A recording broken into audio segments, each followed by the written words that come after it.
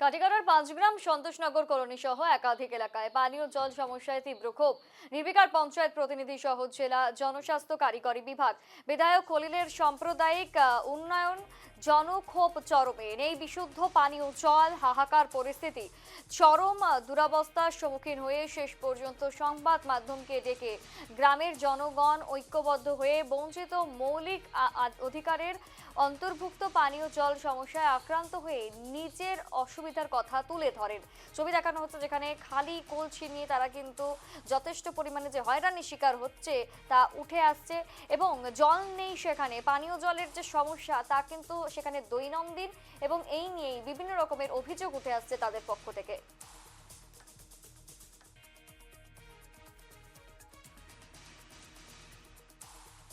নমস্কার, আমি বিমান চক্রবর্তী। ৫ গ্রাম সন্তোষনগর কলোনি আমার বাসা।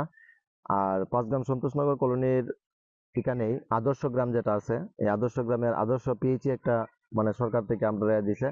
কিন্তু মানে গত যত দিন গেছে আর কি, মানুষের নদীর মধ্যে মানে জলানিয় খায়া মানে একটা অভ্যস্ত ছিল মানুষ।